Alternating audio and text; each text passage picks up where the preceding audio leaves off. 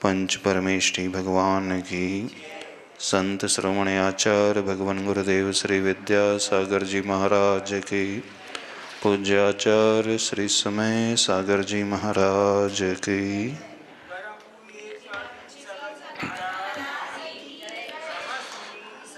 आज का युवा संयम के नाम से घबराता है। युवा क्या कहें, हर व्यक्ति को जब ये कहा जाता है जीवन यदि अच्छा जीना चाहिए तो हमारे जीवन में कुछ रूल्स होना चाहिए, नियम होना चाहिए, संयम का पालन होना चाहिए। संयम का नाम सुनते ही व्यक्ति को ऐसा लगता है हमें बंधनों में बांधा जा रहा है, हमें रोका जा रहा है।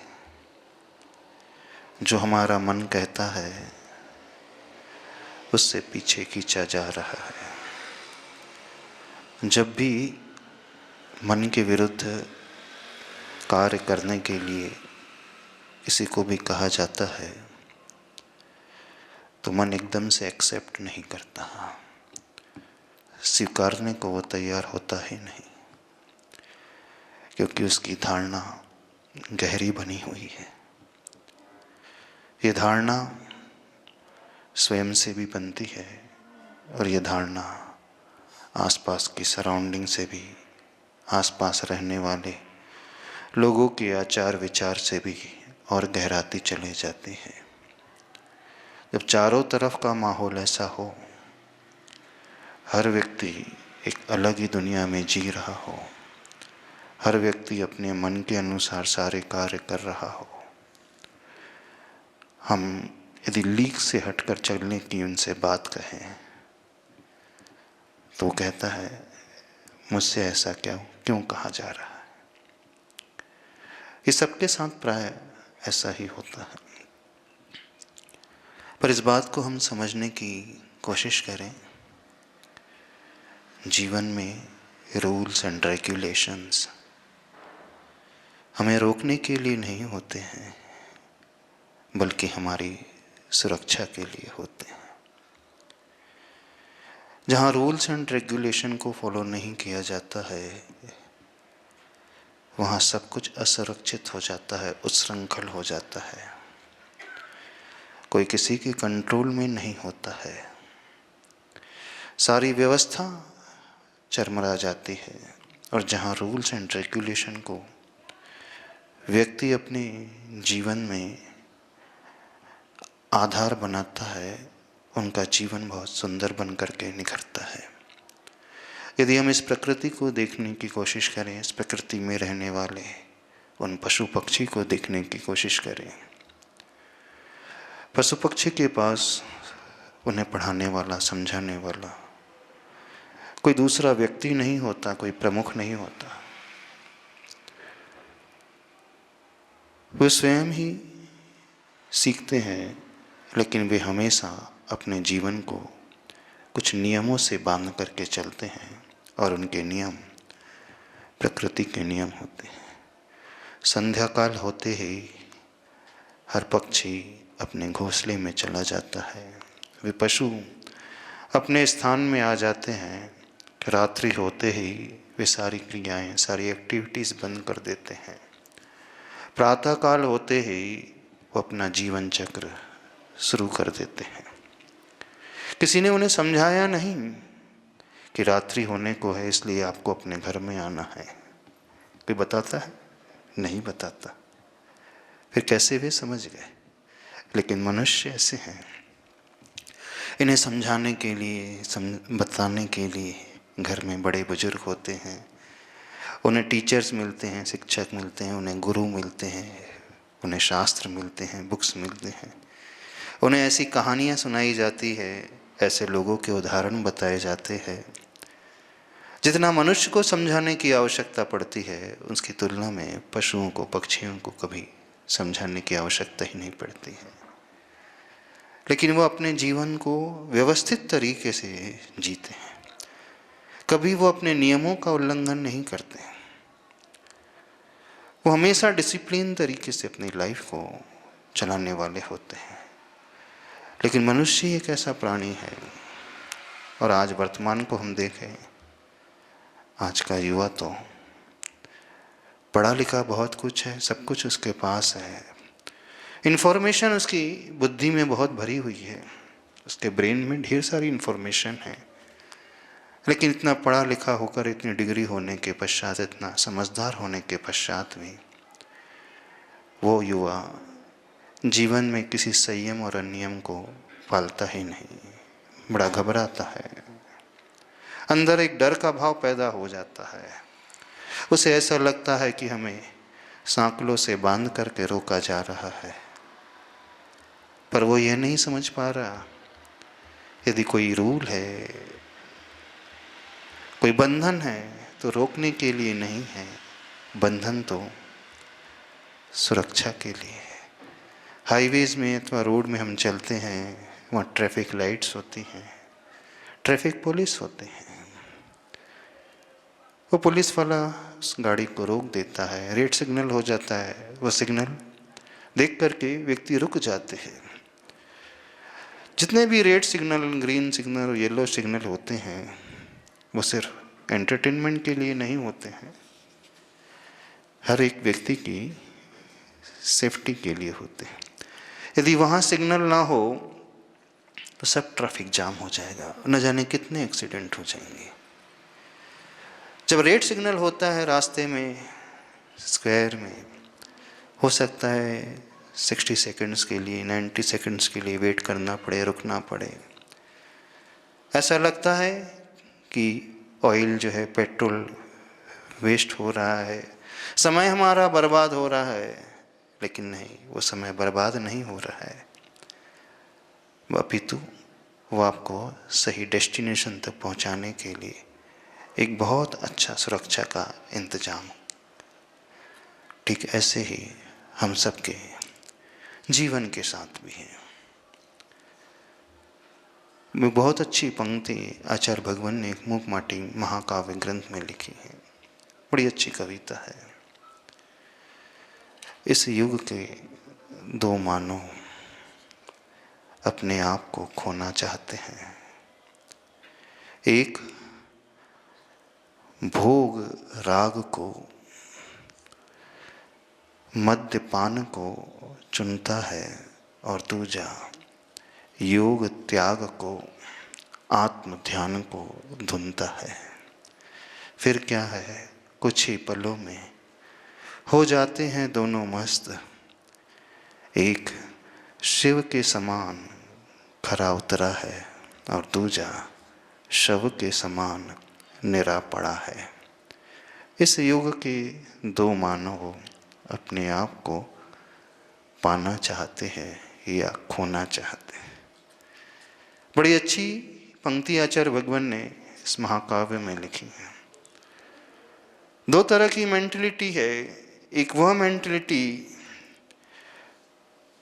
एक वह मानसिकता जो योग त्याग को, आत्म ध्यान को चुनता है, और दूसरी मानसिकता भोग को, राग को, मद्य को, मद्यपान को धुनता है। एक विषयों की ओर भाग रहा है उच्छृंखल होकर के, बिना कोई संयम, बिना कोई नियम को पालन किए, और दूसरा अपनी अंतः प्रेरणा से अपने जीवन में उन नियमों को पालन करके आत्म ध्यान में उतरता है, योग त्याग को अपनाता है। और रिजल्ट क्या निकल करके आता है, एक शिव के समान खरा उतरा है, और दूसरा शव के समान निरा पड़ा है। जब कोई बहुत पी लेता है, ड्रिंक कर लेता है, हैवी ड्रिंकर होता है, उसे अपनी ही सुध नहीं होती है, जीवित है कि मृत है, उसे कुछ स्वयं पता नहीं होता, पड़ा रहता है। और जब जो दूसरा होता है वो ध्यान को चुनता है, वो भी अपने आप को भूल जाता है, वो इतना लीन हो जाता है उस आनंद में, इतना डूब जाता है कि मैं हूँ कि नहीं, बस मैं सिर्फ आनंदमय हो गया हूँ। दोनों ही स्थिति हैं, दोनों ही एक्सट्रीम वाली स्थिति है। दोनों ही ने बहुत कुछ पाया है, लेकिन एक ने जो पाया है वह जो योगी होता है वो योग त्याग को चुनता है, और दूसरा भोगी होता है, भोग और राग को चुनता है, मद्यपान को, नशे को, बुरी आदतों को। उसका कोई संयम अपने ऊपर नहीं, कोई कंट्रोल अपने ऊपर नहीं होता है। जब इस दुनिया से कहा जाता है, आज के युवा वर्ग से कहा जाता है एक स्थिति वो एक्सट्रीम वाली है, और उससे कहा जाए कि आप थोड़ा सा अपने में संयम रखो, कुछ जीवन इस प्रकार का जियो, गिरे ना पड़े रहो, तो उसको ठेस पहुंचती है, इसका ईगो हर्ट होता है। संयम का अर्थ वह समझता है सब कुछ छुड़ा दिया जाएगा। अब थोड़ा सा समझने की कोशिश करना, संयम का अर्थ छोड़ना होता ही नहीं है, संयम का अर्थ तो पाना होता है। पाने की आकांक्षा दोनों की है, पर दोनों के रास्ते भिन्न हैं। जो योगी होता वो भी पाना चाहता है, वह सुख के मार्ग में निकला है, और जो भोगी होता है वह भी पाना चाहता है, वह भी सुख चाहता है। वो अपने विकल्पों से मुक्त होना चाहता है, अपने टेंशन, चिंता, एंजाइटी, स्ट्रेस, भय, इन सब से मुक्त होना चाहता है। और इस मुक्ति के लिए वो अपने मन को कहीं और लगाना चाहता है। तो कहाँ लगाते हैं मन? नशे में लगा देते हैं, खाने पीने में लगा देते हैं, अथवा अपने मन को मूवीज़ में, मोबाइल में, टीवी में, एंटरटेनमेंट में लगा देते हैं। और जो योगी होते हैं वे भी अपने मन को लगाते हैं, जबरदस्ती नहीं लगा देते। संयम का अर्थ ऐसा नहीं है बिल्कुल कि जबरदस्ती कुछ करना है। संयम तो हमारे जीवन में बैलेंस लाना सिखाता है। संयम सेल्फ डिसिप्लिन बनाना सिखाता है। संयम आत्मनियंत्रण करना सिखाता है। संयम व्यवस्थित होना सिखाता है।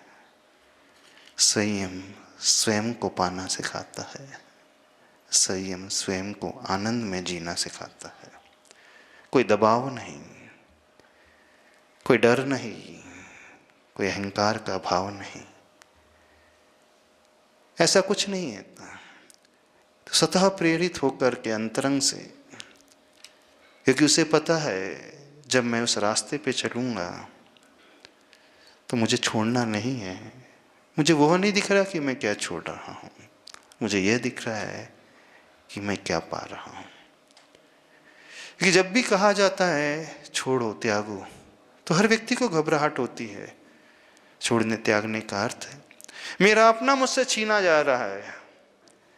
लेकिन अब हम उसी बात को इस ढंग से रखें, आपको कुछ नहीं छोड़ना है, आपको सिर्फ पाना ही पाना है, आपको सिर्फ आनंद ही आनंद पाना है। तो व्यक्ति को लगता है अच्छा पाने की बात है, कुछ मिलने की बात है, तो मेरा आकर्षण आ जाएगा। मुझे लगेगा कि हाँ यहाँ कुछ मिलेगा, तो मैं उस ओर अपने आप कदम बढ़ा दूंगा। जहाँ बेनिफिट होता है, जहाँ प्रॉफिट होता है, हर व्यक्ति अपने आप बढ़ता है। बनिया होता है, जहाँ पैसा मिलता है वहाँ चला जाता है। अपना घर छोड़ करके, देश छोड़ करके विदेश में जा कर के बस जाता है, हो जाता है। विदेश में जा कर के बहुत प्रतिकूलता होती, भोजन नहीं, पानी नहीं, सगे संबंधी नहीं, कोई तो नहीं साथ देने वाला। जहाँ जन्मा था उन माता पिता को उसने छोड़ा, परिवार को छोड़ा, भाई बहन को छोड़ा, अपने सारे मित्रों को छोड़ करके वो एक अनजान देश में, अनजान क्षेत्र में जा कर के बस जाता है, जहाँ उसे कोई जानने वाला नहीं, पहचानने वाला नहीं, कोई उसके संस्कार नहीं, कोई रीति रिवाज नहीं, कुछ भी नहीं है उसके पास। फिर भी वो बस जाता है। कोई ज़बरदस्ती नहीं, उसे कोई प्रेशराइज नहीं करता है। हाँ, उसे एक मोटिवेशन हमेशा मिलता रहता है, मैं यहाँ आकर के बसूँगा तो मुझे बहुत प्रॉफिट होगा, बहुत पैसा मिलेगा। इसलिए वह अपने घर की सुख सुविधाओं छोड़ कर के परदेश में जा कर के दुविधाओं को भी ओढ़ने के लिए तैयार सहर्ष हो जाता है। सिर्फ इस बल पर मुझे बहुत कुछ मिलेगा। तो जहाँ ये पाने की भावना आ जाती है, मिलने की भावना आ जाती है, अथवा जहाँ वो दिखने लगता है बेनिफिट, व्यक्ति स्वतः ही कार्य करने लगता है। अतः कोई कहता है सवेरे उठ करके दुकान जाया करो बिजनेसमैन को, कोई नहीं कहता। जॉब के लिए भी प्रेरित करने की आवश्यकता नहीं होती है, क्योंकि पता है यदि मैं मेहनत करूँगा तो पैसा मिलेगा, और पैसा मिलेगा तो सुविधाएं आएंगी। तो उससे पैसा दिख रहा है, इस कारण वह 4-4 घंटे डेली ट्रैवल करने को भी तैयार हो जाता है। लोग सूरत से बॉम्बे डेली अप डाउन करते हैं, 4 घंटे आना 4 घंटे जाना, यानी 8 घंटे ट्रैवलिंग टाइम उनका निकलता है, सिर्फ इसलिए वहाँ पैसा है। इतने कष्ट व्यक्ति सहन करता है, धक्के खाता है, मेट्रोस के, रेलवे के, लोकल ट्रेन के, कष्टों की ओर उसका ध्यान नहीं जाता। क्यों? उसका ध्यान है पैसा। तो जहाँ हमारा ध्यान इस ओर आ जाए कि हमें क्या अच्छा मिल रहा है, तो हम अपने आप उस रास्ते को अपनाने लगते हैं। लेकिन आज के युवा वर्ग से कहा जाए थोड़े से नियम, थोड़े से संयम, तो इस ओर इसलिए आकर्षित नहीं होता है। उसे सिर्फ ये धारणा बना करके रखी है उसने कि बहुत कुछ छूटने वाला है। तो सारे युवाओं से कहना है, छोड़ने की बात है ही नहीं। दृष्टि में मिलेगा क्या, पाओगे क्या, वो बात लेकर के आओ। यदि ये बात आपके मन में आ गई तो फिर हमें कहना नहीं पड़ेगा, किसी और को कहना नहीं पड़ेगा। तो आज के आधुनिक युग में संयम का अर्थ बिल्कुल यह न समझे कि आपके अपने सुख सुविधाएं छोड़ना है, बल्कि ये समझे इस रास्ते को अपनाओगे तो जीवन आपका सुंदर कैसे बन जाएगा। वो सुंदरता, वो आनंद, वो शांति, वो सुख, वो अनुकूलताएं, वो निर्विकल्पता मिलने लगेगी अपने आप। तो बस फिर वो अपने हर एक वस्तु का प्रयोग संयमित ढंग से करेगा। वो अपनी वाणी में स्वयं संयम ला लेगा, वो अपने भोजन में संयम ला लेगा, वो मन के उन भावों में संयम ला लेगा, मस्तिष्क में उठने वाले उन विचारों में संयम ला लेगा, शरीर से होने वाली उन क्रियाओं में वह संयम ला लेगा। अपनी आंखों का सही उपयोग करेगा, अपने कानों का सदुपयोग करेगा, अपने हाथ पैर का सदुपयोग करेगा, अपनी हर इंद्री का वह सदुपयोग कर लेगा, अपने पैसे का वह सदुपयोग करेगा, अपने रिश्तों का सदुपयोग करेगा, अपने घर का सदुपयोग करेगा, अपनी गाड़ी का सदुपयोग करेगा, अपने समय का सदुपयोग करेगा। संयम का अर्थ जो भी हमने पाया है उसको प्रॉपर डायरेक्शन में यूटिलाइज करना, बस इतना ही है। संयम का अर्थ ये बिल्कुल नहीं कि छोड़ दो आप। संयम का अर्थ जो भी हमें मिला है संसार में, हम प्रकृति में रह रहे हैं और प्रकृति में रहने वाले उन पशु पक्षियों से सीखने की कोशिश करें। नेचर में रहने वाले, उन्होंने भी जीवन पाया, उन्होंने भी शरीर पाया है, उन्होंने भी परिवार पाया है, उन्होंने भी भोजन पाया है, उन्होंने भी इंद्रियां पाई हैं, लेकिन अपनी हर इंद्री का प्रयोग बड़े अच्छे ढंग से करते हैं, अपने समय का प्रयोग बहुत अच्छे ढंग से करते हैं, अपने शरीर का, अपने संबंधों का हर ढंग बहुत अच्छे ढंग से करते हैं। तो आज के परिप्रेक्ष्य में देखने की हम कोशिश करें। संयम का अर्थ है जीवन के हर हाल में, हर परिस्थिति में, हर संबंध में प्रॉपर बैलेंस स्थापित कर लेना।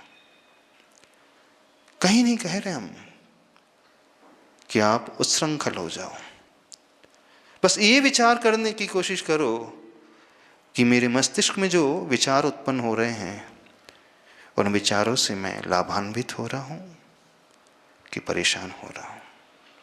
जो इमोशंस मेरे भीतर पैदा होते हैं, जो भावनाओं को मैं हमेशा पैदा करता हूँ, वो ईर्ष्या का भाव, वो तृष्णा का, वो लोभ का भाव,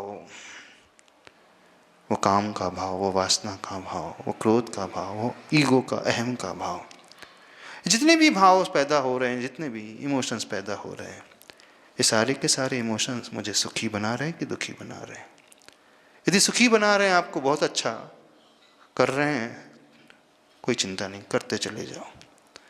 लेकिन यदि हम महसूस कर रहे हैं कि मेरा हर इमोशन मुझे दुखी बना रहा है ना, मेरा एंग्जाइटी का इमोशन, मेरे स्ट्रेस का इमोशन, मेरे सैडनेस का, मेरे निराश होने का इमोशन, मेरे फ्रस्ट्रेट होने का, मेरे इरिटेट होने का इमोशन, मेरी चिंता का इमोशन, मेरे डर का इमोशन, मेरे अहंकार का, मेरे ईर्ष्या का, मेरे क्रोध का, मेरी तृष्णा का इमोशन यदि मुझे दुखी कर रहा है, मेरे जीवन में आनंद नहीं आकुलता को उत्पन्न कर रहा है, तो फिर मैं क्यों ऐसे इमोशंस को अपने भीतर पैदा करने की कोशिश करूं?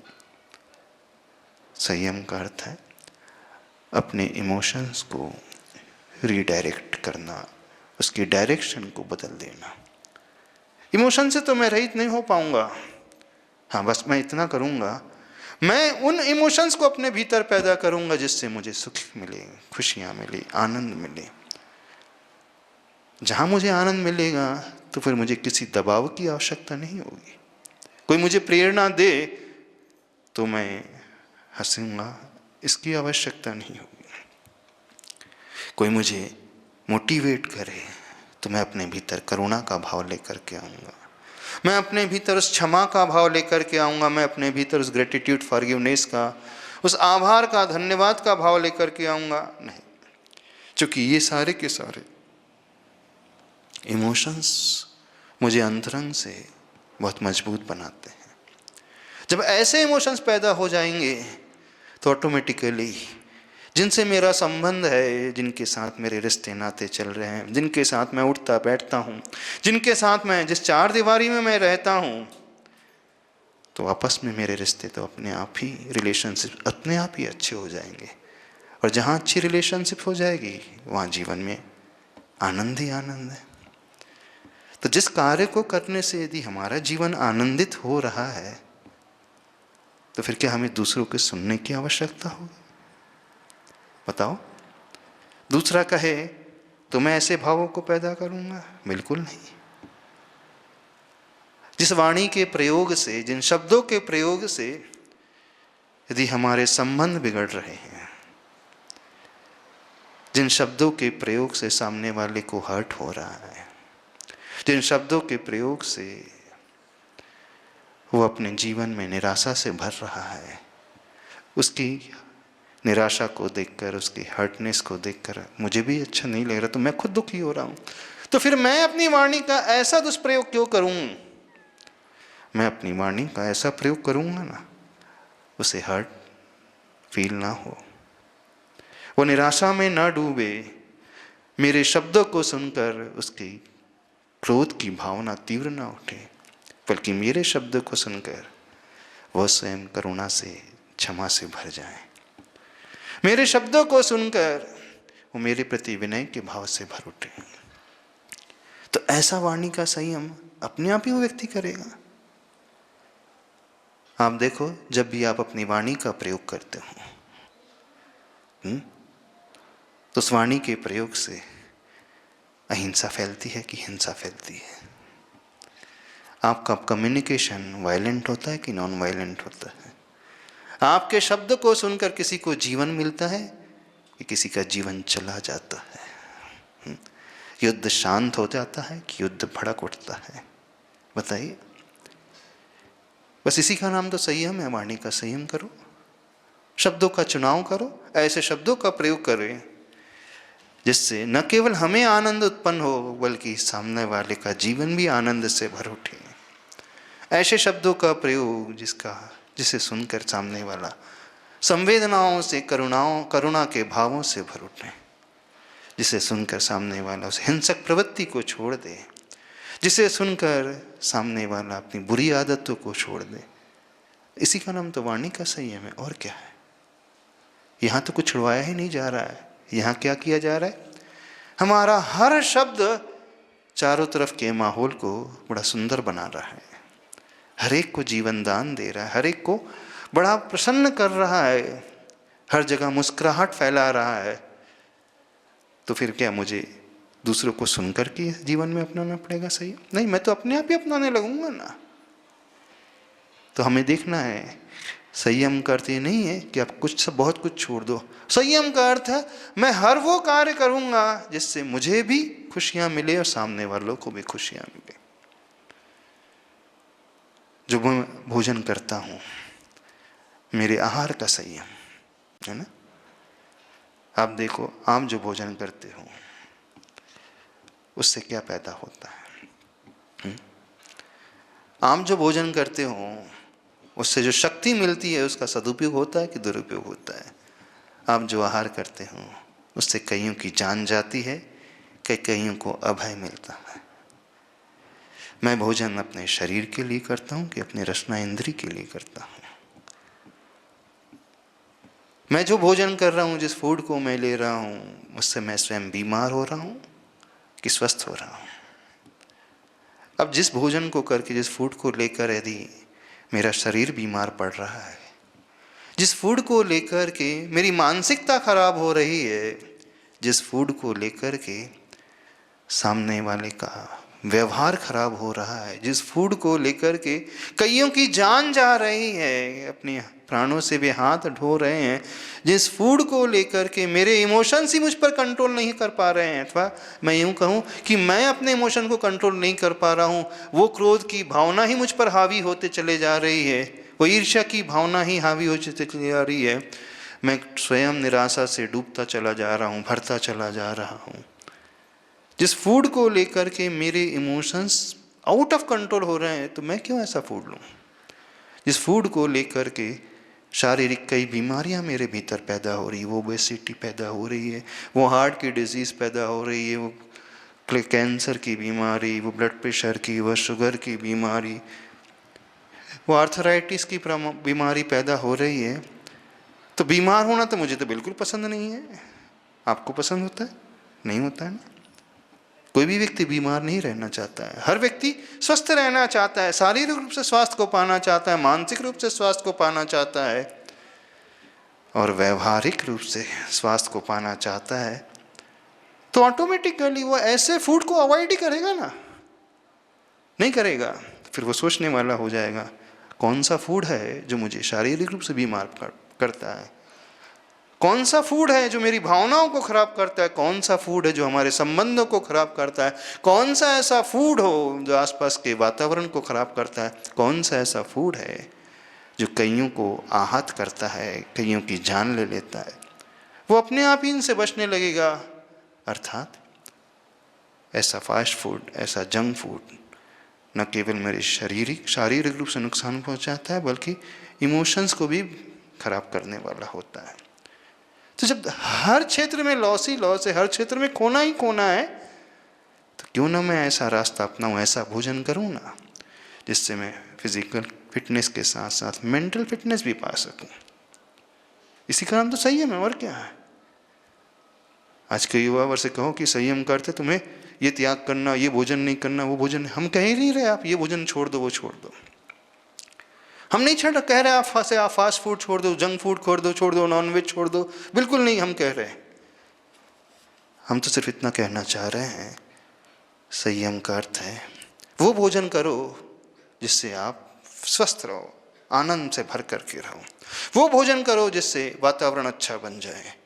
फ्रेश भोजन करो, हाइजीनिक भोजन करो, फाइबरस फूड लो जिससे आपकी थॉट प्रोसेस सुधर जाए, आपकी इमोशनल प्रोसेस है वो सुधर जाए, आपकी मेंटल प्रोसेस है वो सुधर जाए।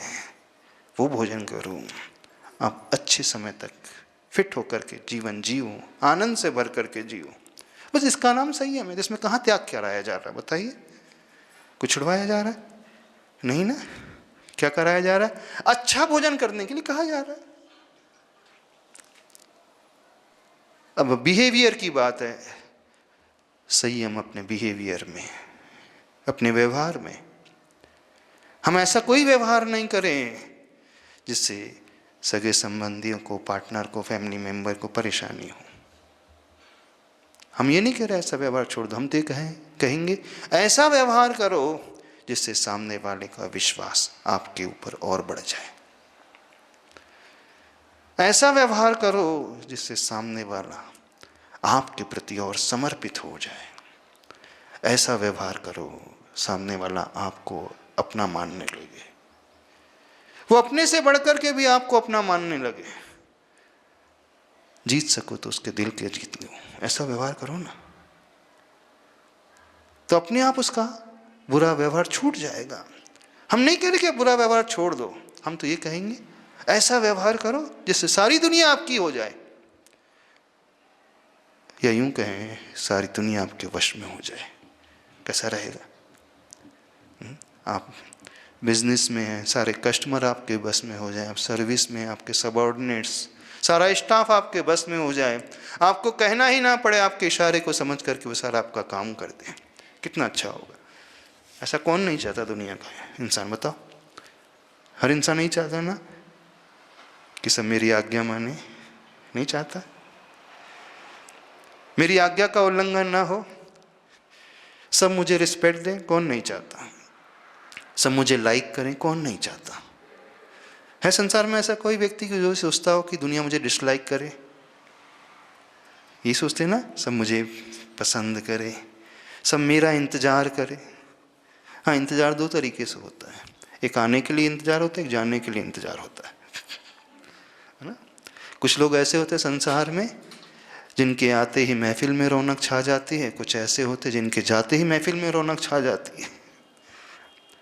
तो कुछ ऐसे होते हैं जिनके आते ही घर में तांडव शुरू हो जाता है, महाभारत शुरू हो जाती है, और कुछ ऐसे होते हैं जिनके घर से जाते ही रामायण शुरू हो जाती है। तो बताइए आप कौन सा व्यवहार चाहते हो, महाभारत उत्पन्न करने वाला कि रामायण उत्पन्न करने वाला? जहाँ तक हम समझते हैं कोई भी व्यक्ति अपने आप को ऐसा नहीं बनाना चाहता हो जैसा दुर्योधन था, दुशासन था, बनाना चाहता। दुर्योधन दुशासन तो कोई नाम भी नहीं रखता अपने बच्चों के, रखता है? नहीं रखता। हाँ, अर्जुन तो नाम अवश्य रखेगा, युधिष्ठिर पांडव नाम अवश्य रखेगा, नकुल सहदेव भीम नाम अवश्य रखेगा। यानी दुनिया का हर इंसान जो है अपने आप को भीम जैसा बलशाली, अर्जुन जैसा धनुर्धर, युधिष्ठिर जैसा सत्यवादी बनाना चाहता है, बनता हुआ देखना चाहता है। कोई भी दुर्योधन दुशासन जैसा, शकुनी जैसा नहीं बनना चाहता, और न ही अपने बच्चों को बनाना चाहता है। तो जब आप अपने बच्चों को ये चाहते हैं कि मेरा बेटा राम जैसा बने, आदर्श पुरुष बने, ईमानदार बने, सत्यवादी बने, एक अच्छा इंसान बने, दूसरों के लिए काम आने वाला बने, तो ये अच्छी बात है ना। इसी का नाम तो संयम है, और क्या है।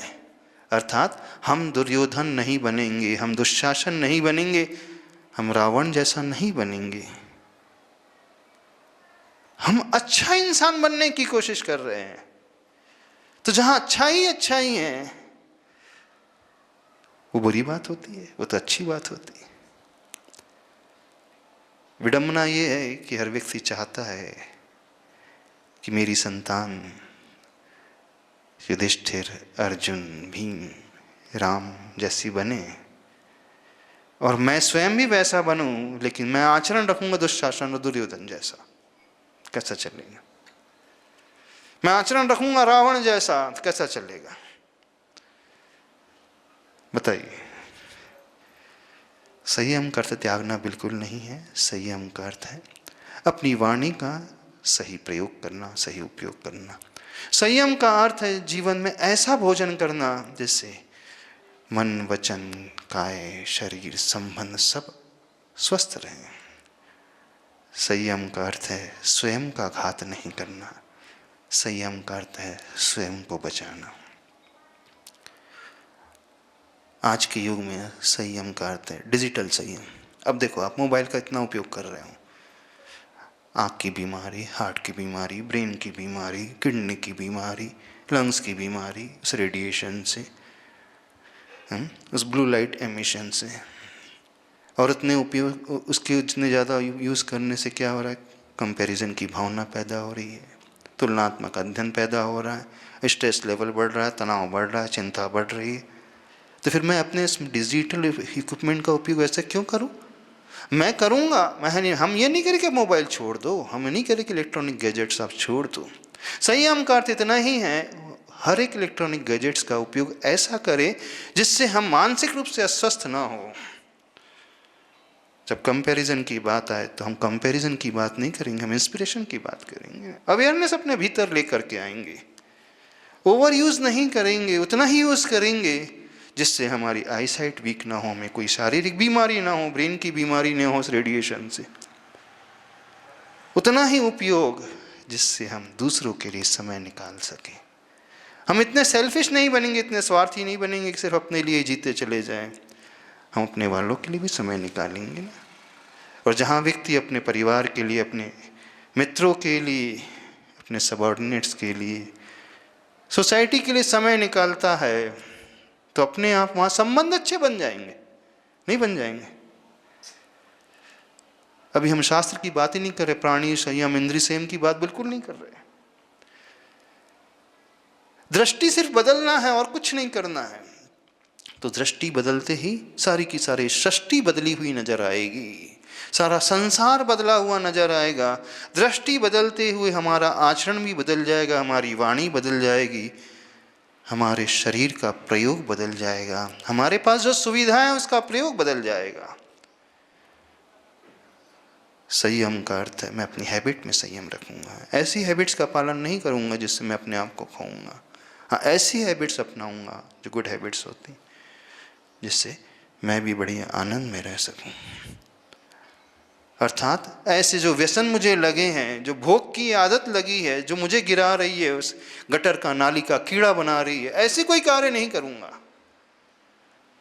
संयम का अर्थ है ऐसे कार्य करूंगा जिससे दुनिया मुझे रोल मॉडल के रूप में एक्सेप्ट करे, आदर्श के रूप में, ना कि दुनिया मुझे इस रूप में देखे। ऐसे लोगों से बचना भाई। दुर्योधन दुशासन से दुनिया बचने को कहती है, ये कहती ना, नहीं वैसा नहीं बनना, ऐसे लोगों से बचना। रावण जैसे लोगों से बचने के लिए कहती है, शकुनी जैसे लोगों से, कंस जैसे लोगों से बचने के लिए कहती है। तो मुझे तो इस प्रकार का अपने आप को नहीं बनाना है कि दुनिया कन्नी काटने लगे, रास्ता काट करके चलने लगे, नजरें मिलाने से बचने लगे। नहीं, ऐसे लोगों से नजरें भी नहीं मिलाना चाहिए, न जाने कौन सा दुष्प्रभाव हम पर आ जाए। बल्कि होना ये चाहिए दुनिया हमसे मिलने को उतारू होए, मिलने के लिए इंतजार करें, ऐसा कुछ जीवन में करें।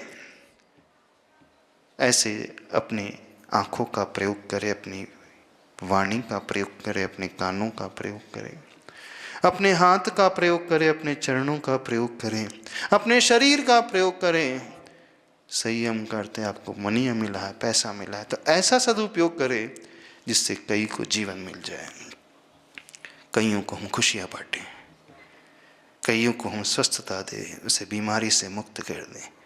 जिनके पास जो अभाव है, यदि हमारे पास सद्भाव है, हमारे पास सब कुछ अवेलेबल है, बहुत पैसा है, धन है, वैभव है, मनी पावर है, सब कुछ है, दूसरा पावर है, तो उस पावर का उपयोग ऐसा जिससे किसी गरीब को रोटी मिल जाए, किसी भूखे को रोटी मिल जाए, किसी अनाथ को शरण मिल जाए, किसी रोगी को दवा मिल जाए, किसी बेघर को घर मिल जाए, किसी अज्ञानी को ज्ञान मिल जाए। ऐसा भी प्रयोग हो सकता है। एक वो होता है व्यक्ति लाखों करोड़ों ऐसे उड़ा रहा है, अपने मनी का, पैसों का दुरुपयोग कर रहा है।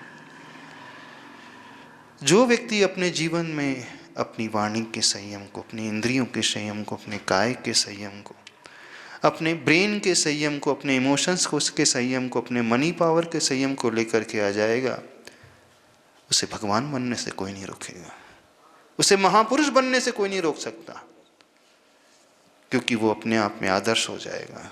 इसलिए आदर्श हो जाएगा, वो अंतर से भी और बाहर से भी आनंद से भरा रहेगा, खुशियों से भरा रहेगा, विकल्पों से मुक्त रहेगा। होता है ना, जब भी कोई व्यक्ति बड़ा आनंदित रहता है, प्रसन्नचित रहता है, मुस्कुराते रहता है, उससे मिलना अच्छा लगता है, बात करना अच्छा लगता है।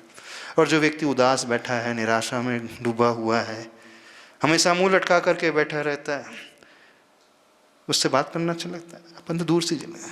और जो व्यक्ति बड़ा प्रसन्न है, एनर्जेटिक है, उत्साह से भरा हुआ होता है, अपने आप ही उससे मिलने की इच्छा करती है, उसके पास रहने की इच्छा करती है, क्योंकि जो इस प्रकार का है, अर्थात वो कितने पॉजिटिव ऑरा को लिए हुए है, कितना उसका प्रभाव है, उसके ऑरा में आते ही हमारी एनर्जी भी बढ़ने लगती है, हमारी भावनाएं भी अच्छी होने लगती है। और जिसका ऑरा ही खराब होता है उससे दुनिया अपने आप बचती है। जो व्यक्ति क्रोध से भरा हुआ है, तमतमा रहा है, कोई उसके निकट जाना नहीं चाहता, सीधा सा प्रिंसिपल है। गुस्से से लाल पीला हो रहा है तो लोग दूर से ही रास्ता काट लेते हैं, अलग हो जाते हैं। और जो व्यक्ति बड़ा खुश है, अच्छे विचारों वाला, अच्छे स्वभाव वाला है, विनयशील है, तो उसे हर एक व्यक्ति मिलना चाहता है, उसे पसंद करना चाहता है। तो क्यों ना हम अपने जीवन को, अपने स्वभाव को, अपनी आदतों को, अपनी क्रियाओं को इस प्रकार से बनाना सीखें, न केवल हम अपने आप को लाइक करें, अपितु सारी दुनिया भी हमें लाइक करने लगे। तो ये अच्छी बात नहीं है? ये बड़ी बड़ी धर्म की बात हो गई? नहीं। हाँ, ये तो एक सुंदर जीवन जीने की कला हो गई है। अपने आप को ऐसा बना लेना, अपने आप को इतना ऊपर उठा लेना, और यही तो धर्म है, और क्या। यही प्रैक्टिकल धर्म है, ये आचरण में उतरने वाली क्रियाएं हैं। तो ऐसी सोच जब हो जाती है तो हमारा हर क्षण, हर पल, हर क्रिया, हर कदम अपने आप में सुव्यवस्थित हो जाती है। फिर हमारी आदतें दुनिया अपनाने लगेगी। बस महापुरुषों का एक ही यही लक्षण होता है, वो स्वयं को इतना बदल देते हैं, अपनी सोच से, अपने इमोशन से, अपने व्यवहार से, अपने शब्दों से, अपनी हर एक्टिविटी से, अपने हर इंद्रिय के प्रयोग से, उपयोग से, जो जो उनके पास है उसका वो प्रॉपर यूटिलाइजेशन करते हैं, सदुपयोग करते, दुरुपयोग नहीं करते। जो जो उनने पाया है वो न केवल अपने लिए बल्कि दूसरों के लिए करने वाले होते हैं। जब हम किसी को कुछ दे नहीं सकते तो हमें कोई राइट नहीं है कि हम उससे कुछ ले लें। यदि हम किसी को मुस्कुराहट नहीं दे सकते तो हमें कोई अधिकार नहीं हम उसे गम दे दें। यदि हम किसी को जीवन नहीं दे सकते हैं तो हमें कोई अधिकार नहीं हम उसके लिए भय दे दें, हम उसके प्राणों को ले लें।